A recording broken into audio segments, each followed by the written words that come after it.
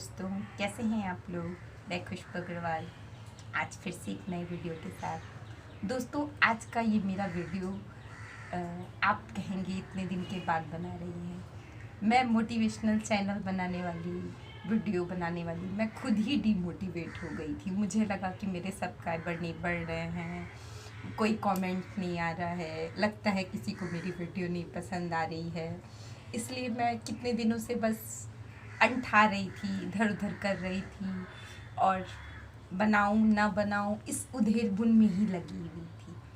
और ऐसे में मुझे मोटिवेट किया मेरे ही एक सब्सक्राइबर के कमेंट ने। चेतन टोडी जी ने मुझे कमेंट किया और उनके ही कमेंट से मोटिवेट होकर आज मैं उनकी ही समस्या को लेकर के, जो समस्या हर किसी की है, एंगर मैनेजमेंट।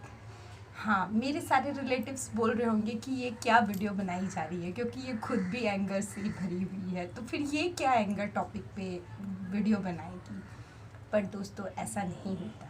जो इंसान जिस समस्या से जूझता रहता है, उस समस्या का अगर कोई हल होता है तो बस उसी इंसान के पास होता है, क्योंकि जब तक हम फेस नहीं करेंगे हम उसको हल कैसे करेंगे। जब समस्या आती है तभी हम उससे लड़ना सीख जाते हैं। इसी प्रकार से एंगर या गुस्सा वो बहुत ही नेचुरल सी चीज़ है। और ये एंगर कैसे पैदा होता है?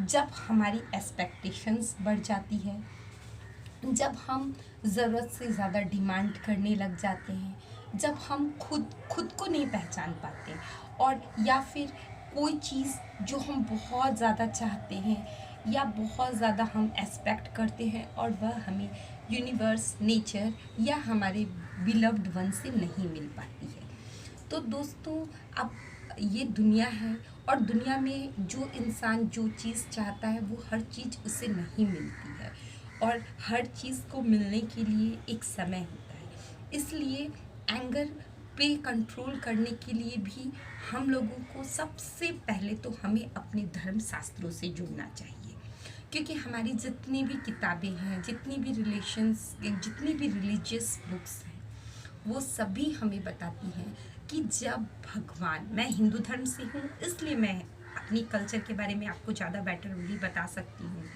और या फिर मैंने जो बाइबल पढ़ी है उसमें यीशु मसीह को मैंने देखा है कि वह कैसे दुख दूर करते हैं, कैसे गरीबों के लिए लड़ते हैं, कैसे उनके धर्म में बताया गया है कि दूसरों को दुख बांटना ही सच्चे अर्थ में पूजा है। मैरी के बारे में मैंने सुना है, मदर टेरेसा के बारे में मैंने जाना है। ठीक उसी प्रकार से दोस्तों, अगर हम लोग को अपने एंगर पे वर्क करना है, अपने क्रोध पे वर्क करना है, तो सबसे पहले हम लोगों को अपनी रिलीजियस बुक पढ़नी पड़ेगी। और जितनी भी रिलीजियस बुक है उसमें यह साफ साफ लिखा है कि जो इंसान अगर ज़िंदगी में कुछ चाहता है और जो इंसान किसी दूसरे का अच्छा करने चाहता है, उसे ज़िंदगी में परेशानियों का सामना करना ही पड़ता है। और अगर वह उस परेशानियों से डर गया, घबरा गया, क्रोध कर लिया, तो फिर वो इंसान हार गया और वह नॉर्मल सी एक मकोड़ों की तरह बन गया। पर वही इंसान अगर उस समस्याओं से लड़कर पीस और काम रह गया, तो वह आगे बढ़ गया।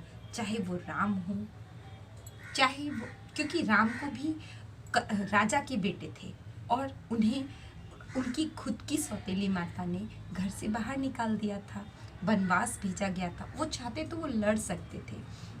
भरत जब उनका खुशामद करने गए तो वो चाहते तो वो वापस आ सकते थे, पर उन्होंने शांति से काम लिया। तो ये तो बोलना बहुत ही सरल है कि क्रोध आए तो शांत रह लीजिए, यह कोई सॉल्यूशन नहीं हुआ।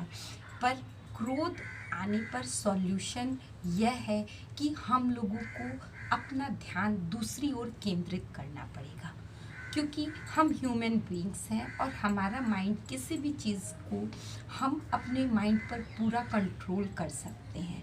जब भी हमें कोई भी शरीर में हार्मोनल एक्सचेंज होता है, तो हमें जैसा भी फील होता है उसके लिए हम दूसरी तरफ जब अपना ध्यान आकर्षण करते हैं तो हमारा वो पहला पॉइंट से दिमाग हट के दूसरे पॉइंट पे लग जाता है और हमारा क्रोध ठंडा हो जाता है। इसीलिए तो वो नॉर्मल योगा भी कहते हैं कि दोनों मुट्ठी बांध के 1 2 3 4 उल्टी रिवर्स में काउंटिंग करें। 1 2 3 4 नहीं काउंटिंग करके हम लोगों को 20 19 18 17 इस तरह से काउंटिंग करें। ये बहुत ही अच्छा योगा है। सबसे पहला बात। दूसरा, हम लोगों को ज़िंदगी में सिर्फ और सिर्फ खुद से उम्मीदें लगानी चाहिए। हमें जो भी करना चाहिए सिर्फ और सिर्फ अपने बूते पे करना चाहिए। दूसरा पॉइंट। तीसरा, जब भी हम अगर उदास या बहुत हारे हुए महसूस कर रहे हैं तो हमें जो जो चीज़ खुशी देती है, हमें जो जो बात मोटिवेट करती है या जो हमें एक्साइटमेंट देती है, वहाँ पर हम लोगों को अपना दिमाग लगाना चाहिए।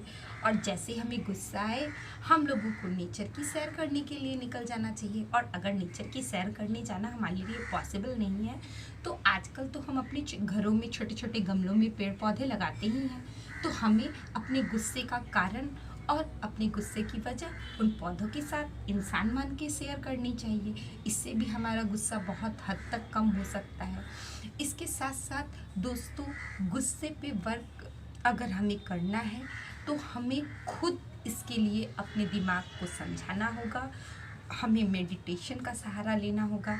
और जब हम मेडिटेशन करें तो हमारा दिमाग जब हम आंखें मीचते हैं तो हमारा दिमाग बहुत भटकने लग जाता है। हमारे मन में तरह तरह के ख्याल आने लग जाते हैं। उन ख्यालों से हमें बचना होगा और हमें सिर्फ अपनी अंतर आत्मा में वर्क करना होगा। और हमें अपने अंदर की जो दर्द है, जो दुख है, उससे बाहर निकलना होगा। क्योंकि क्रोध का एक और एकमात्र कारण है आपके अंदर में छिपा हुआ आपका दर्द। जब हम किसी चीज़ के लिए बहुत ज़्यादा दर्द महसूस करते हैं और हम उस दर्द को एक्सप्रेस नहीं कर पाते हैं तो वही दर्द छिटपिट रूप में छोटी छोटी बातों पे क्रोध बन करके बाहर निकलता है, ज्वालामुखी की तरह। जैसे ज्वालामुखी होता है ना कि लावा दबता गया, उसे दबाते गए और फिर एक दिन अंगार वो फूट के ज्वालामुखी निकल गया। वैसे ही क्रोध निकलता है इंसान के अंदर में। इसलिए हमें अपने अंदर की छोटी छोटी भावनाओं, छोटी छोटी बातों को कभी दबाना नहीं चाहिए। अगर हम किसी और को नहीं बता सकते तो हम नेचर को तो बता सकते हैं। और अगर हमने ये करना कोशिश चालू कर दिया और हम पॉजिटिव होने लग गए तो हमारा क्रोध अपने आप ही समाप्त हो जाएगा। Bye bye.